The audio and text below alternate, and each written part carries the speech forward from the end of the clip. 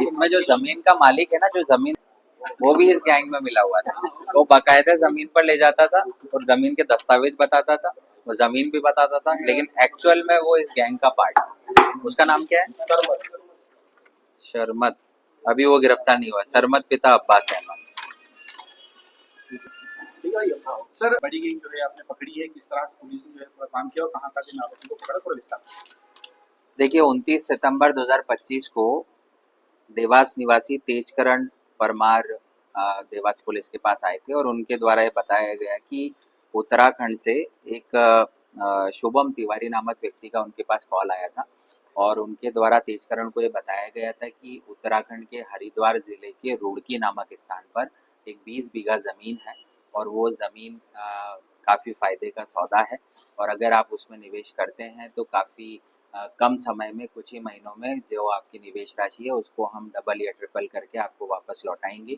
साथ ही ये भी बताया गया कि एक पार्टनर ऑलरेडी उनके पास है और इनिशियली उस ज़मीन का एग्रीमेंट करने के लिए 1 करोड़ रुपए की ज़रूरत है, जिसमें से 50 लाख पहला पार्टनर देने को तैयार है। अगर तेजकरण जी देना चाहते हैं तो 50 लाख रुपए लेकर रुड़की एक बार आ जाएं, ज़मीन भी देख लें। उक्त लालच में तेजकरण आए और 50 लाख की राशि यहाँ से लेकर रुड़की के लिए रवाना हुए। वहाँ पर कॉलर जिसने कॉल किया था वो मिला, ज़मीन मालिक मिला और 4-5 लोग और मिले और इसी के साथ जो पहला पार्टनर था वो भी मिला और उसके पास से 50 लाख रुपए भी इनको बताए गए। इस प्रकार से इन्होंने अपने 50 लाख रुपए मिलाए और 1 करोड़ की राशि इन्होंने अपने सामने उस ज़मीन मालिक को दी। उसके बाद कुछ दिनों तक इन्होंने इंतज़ार किया, लेकिन जब इनको थोड़ी शंका हुई और जब वापस कॉल किया फाइनल एग्रीमेंट के लिए तो उन्होंने कॉल उठाना बंद कर दिया। कुछ दिनों बाद इनको पता चला इनके कुछ परिचित लोग और थे, उनको भी इसी गैंग ने इसी प्रकार का लालच देने के लिए कॉल कर रहे हैं, प्रयास कर रहे हैं एक और बड़ी ठगी का, जिस पर तेजकरण जी देवास पुलिस के पास आए। मामला थाना औद्योगिक क्षेत्र का था।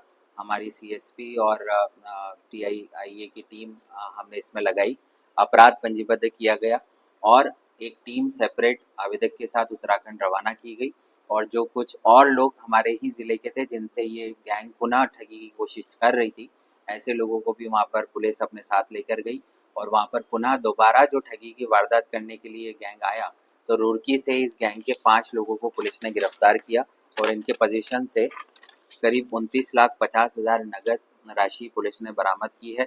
2 कार जो कि ये गैंग घटनाओं में प्रयुक्त करता था उनको भी जब्त किया है।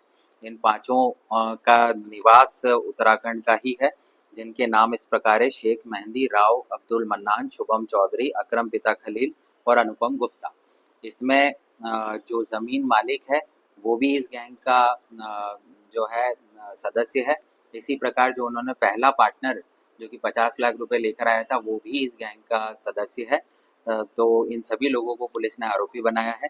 प्रारंभिक पूछताछ में इन्होंने 5 लोगों के और नाम बताए हैं, जिनमें इकबाल जो कि हरिद्वार का रहने वाला है वो इस गैंग का मुखिया बताया जा रहा है, जो अभी फरार है। पुलिस टीम उसके लिए लगी हुई है। इसी के साथ सरमत फरार है जो कि ज़मीन का मालिक है। अरुणा पिता श्री कृष्णा मोरे ये भी फरार है। परवेज और आलम, इस प्रकार से कुल 5 लोगों को गिरफ्तार किया है। 5 लोग अभी फरार हैं। जो ठगी की राशि थी वो करीब 46,50,000 थी, 46,45,000 थी, जिसमें से पुलिस ने अभी तक 29,50,000 बरामद कर लिए हैं। पांचों आरोपियों को रिमांड अवधि में पूछताछ की जा रही है। बाकी 5 लोगों के लिए टीम लगी हुई है। तो नाम बदल कर ठगी करते थे ये लोग? देखिए, जैसा मैंने बताया, शुभम तिवारी नाम से कॉल किया गया था और बाद में जब गिरफ्तारी हुई तो गिरफ्तार आरोपियों के द्वारा बताया गया कि जो हमारी गैंग का सरगना है इकबाल पिता नशीर अली, जो कि टांडा थाना मंगरोल जिला हरिद्वार का रहने वाला है, वो शुभम तिवारी नाम से कॉल करता था। जिस प्रकार से ये लोग कॉल कर रहे हैं और जितना पेशेवर ढंग से ये कॉल कर रहे हैं और वारदातों को अंजाम दे रहे हैं, प्रबल संभावना है कि न सिर्फ तेजकरण परमार बल्कि पूरे देश में कई लोगों के साथ इन्होंने ठगी की होगी। इसकी पुष्टि करने के लिए हम इनके बैंक अकाउंट्स को वेरीफाई कर रहे हैं।